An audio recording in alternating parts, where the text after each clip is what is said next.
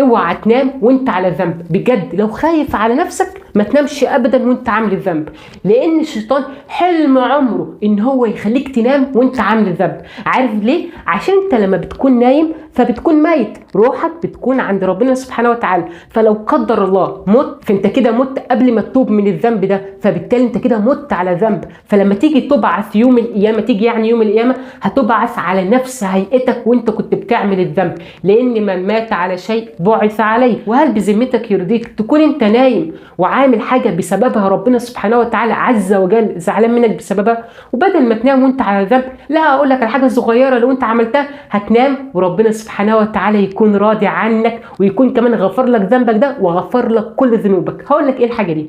هو انك ادخل الحمام وتوضى وتعالى كده صلي لك ركعتين التوبه. قاعد يصلي ركعتين كده خفاف جدا جدا، حتى لو انت هتقرا فيهم سوره الكوثر وسوره الاخلاص سوره قل هو الله احد، ركعتين خفاف جدا، ركعتين بنيه انك انت بتتوب لربنا سبحانه وتعالى. وبالمناسبه سيدنا محمد صلى الله عليه وسلم قال اللي بيصلي ركعتين التوبه دول اللي انت هتصليهم دول ربنا سبحانه وتعالى بيسامحه وبيغفر له ذنوبه. وبعد ما تخلص الركعتين الخفاف جدا وانت داخل على السرير كده وخلاص هتنام بقى، قول الذكر الصغير ده اللي سيدنا محمد صلى الله عليه وسلم قال اللي هيقوله هو داخل ينام ربنا سبحانه وتعالى هيغفر له كل ذنوبه حتى لو كانت قد زبد البحر. والذكر هو، قوله معايا دلوقتي عشان تحفظه: لا إله إلا الله وحده لا شريك له، له الملك وله الحمد يحيي ويميت وهو على كل شيء قدير، سبحان الله والحمد لله ولا إله إلا الله والله أكبر ولا حول ولا قوة إلا بالله العلي العظيم. وبس نام بقى يا سيدي وانت ربنا سبحانه وتعالى بإذنه راضي عنك وغفر لك كل ذنوبك،